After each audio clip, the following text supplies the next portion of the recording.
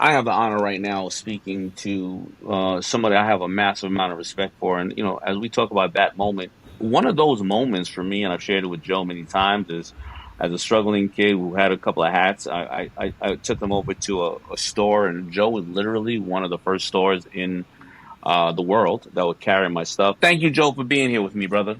My brother, thank you, man. Time flies, man. And I'm proud of you and everything you've done and everything you've accomplished and everything you're gonna accomplish.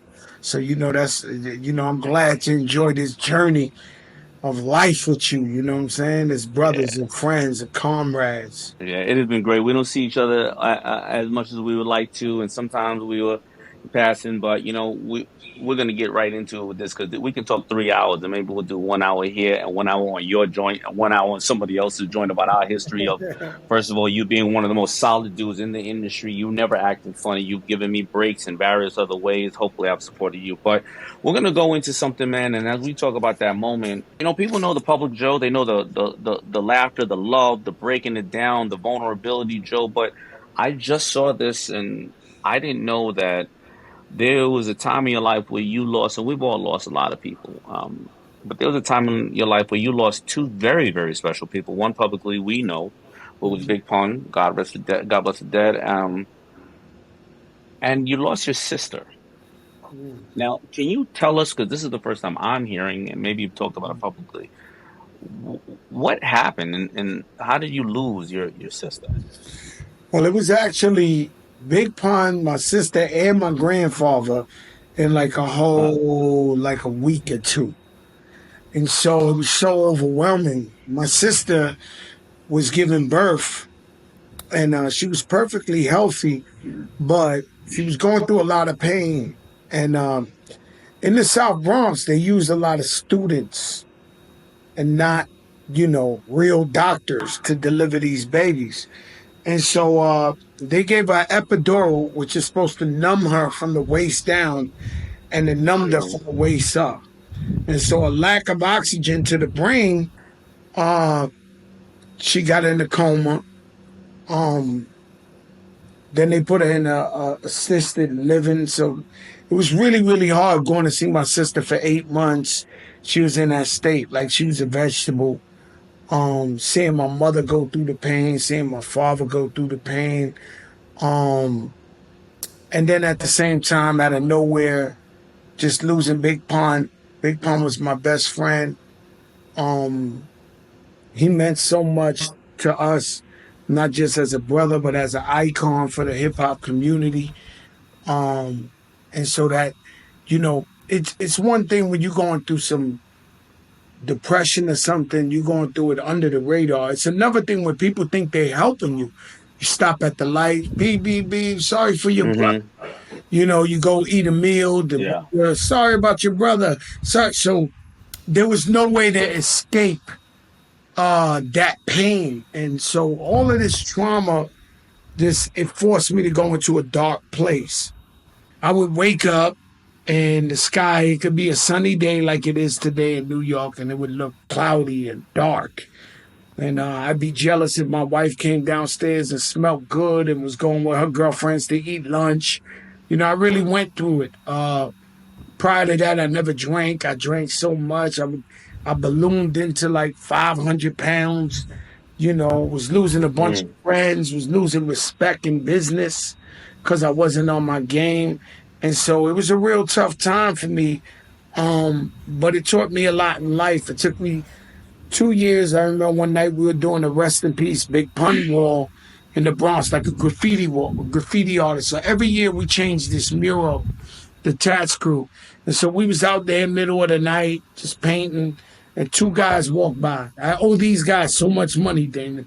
Two guys was walking by, Uh-huh. and one guy said, "Yo, what they doing?" And the other guy was like, "Oh, they doing a Big Pun ball." He was like, "They doing a Big Pun." He said, "They do it every year." And he was like, "Every year?" He said, "Has it really been that long since Pun died?" He said, "Yeah, 2 years." And out of nowhere, it just said 2 years, 2 years, 2 years, 2 years. And so all of the feeling guilty, what if I could have did something for Pun?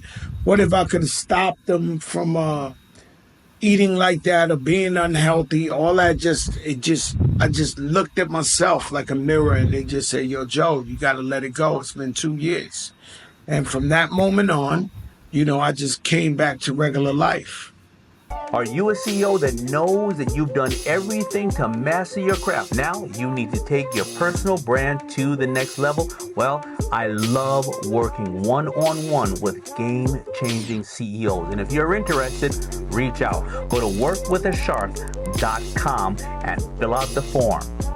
Now, back to the video. Of course, it's very hard to lose people like that, and through that 2 years of the darkness. And how did that affect you in regards to like you gained weight? How did that affect your career? Because what I think at that time, like Napster and all these things were coming out. The industry was changing, and you're an artist. People starting to have musical beefs with each other. Did you have anything you leaned on that at least gave you light during that time? A song. I mean, maybe there was a song out of something, or It was the or power something of you prayer, focused on. the power of prayer. And I prayed so much to God, like so much to God to take me out of this depression.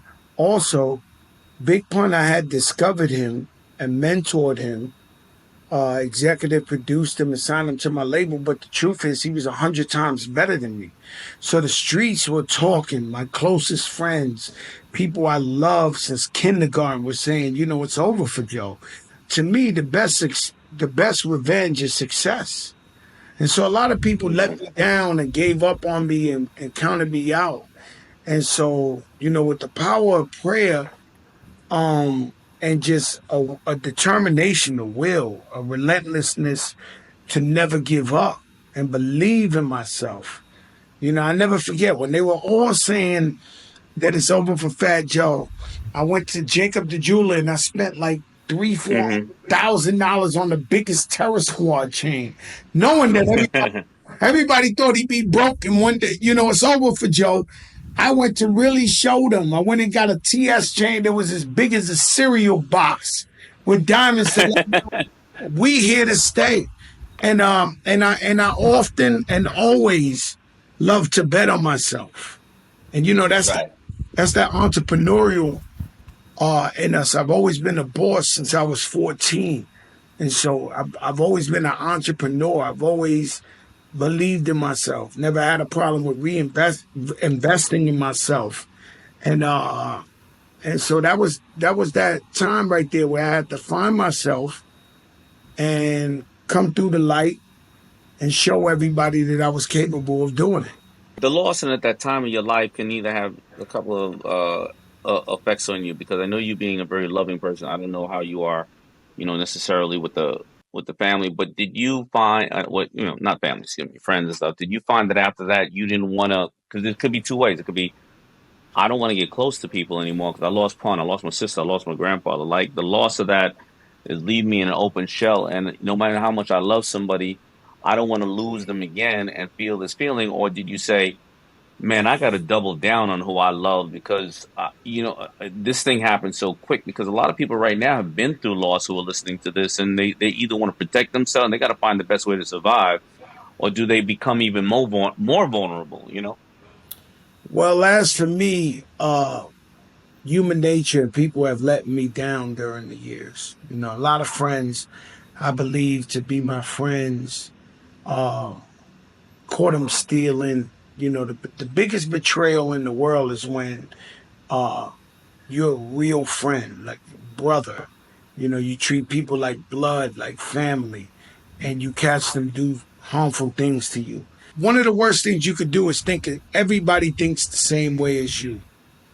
I really Hmm. thought that at one time. Like I really thought it was friends to the end, that type of thing, Right. loyalty over everything. And so it's been proven, yeah, of course I have some day ones that are loyal to me, but it's been proven more to be disloyalty than loyalty.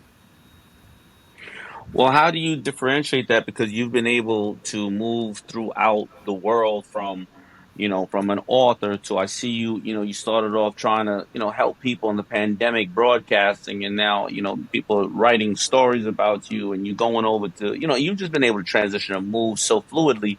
And generally, only people that can move fluidly through situations like that are people who are, they're very giving, right? And people love them. And when you walk in a room, people love you. And a lot of people are very literal. Like my wife is literal. She's like, I either like you or not. I'm not going to be in between. And she come in the room and she don't like you. She ain't going to say nothing bad to you, but she ain't going to be that energy that you are.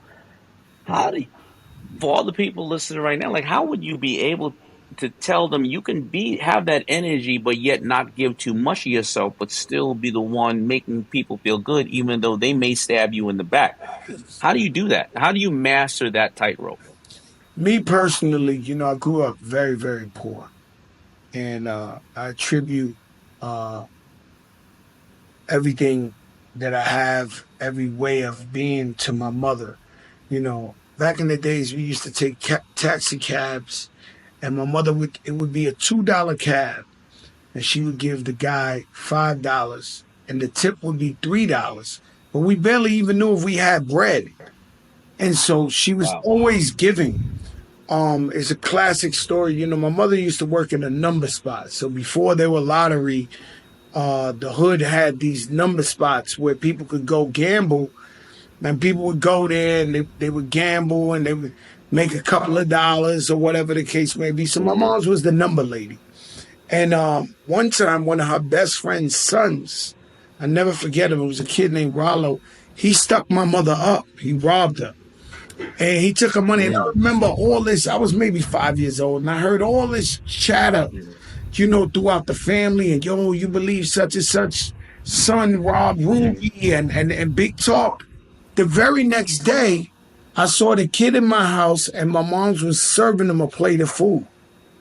And so I come from that.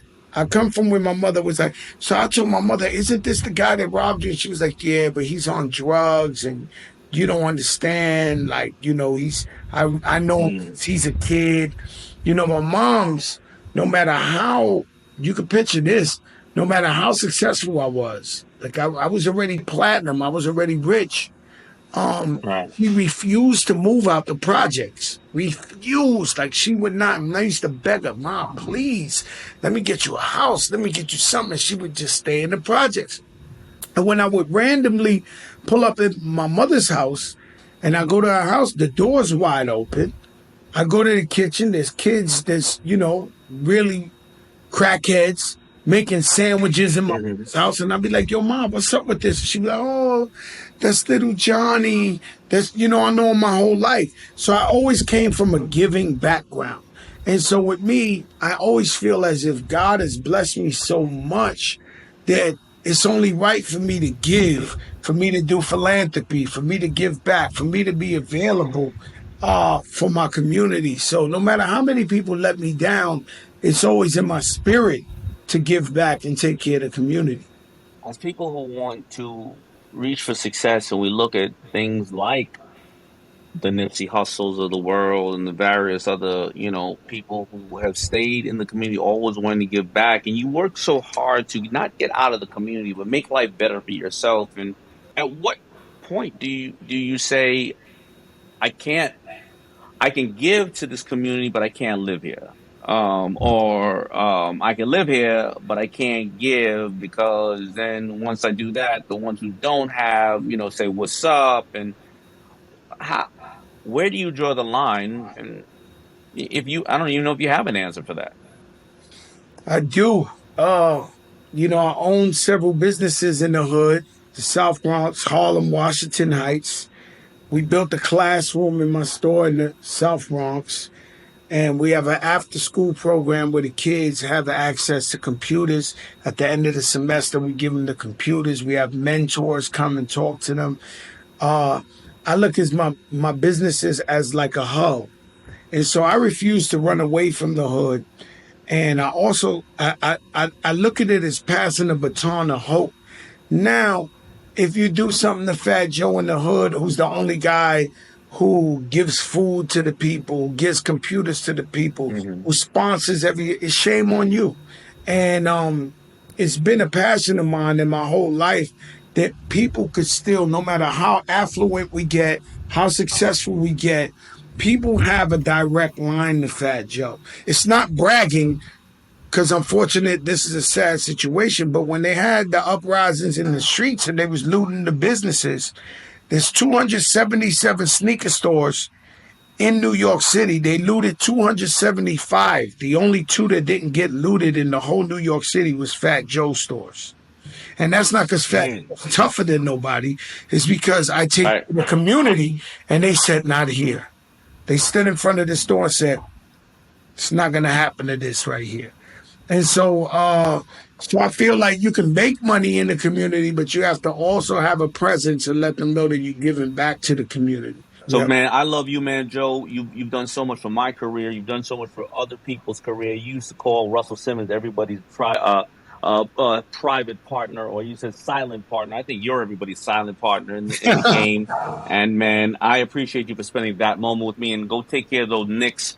And take care of that opportunity and celebrate that moment. I want to shout out somebody very important. Our boy Chauncey from Chi-Town, who reached out and made this up. You know, he used to take me to Cabrini Green. You know, he ain't always have the suit with the turtleneck and all that. No, I know Chauncey from the streets of Chicago. That's our brother. Peace, my brother. He's a great guy, brother. Thank you. All right. If you're a CEO like I was, where I mastered my craft, but I know that I needed to master my personal brand, well then, you've come to the right guy. I love working with CEOs that are already game changers and just need to take it to the next level, but nobody out there has experienced what they have experienced, and nobody out there can take them to where they want to go. Well, I can. And if you want to find out more about it, reach out. Go to workwithashark.com. And thanks for watching. And make sure you subscribe. Peace.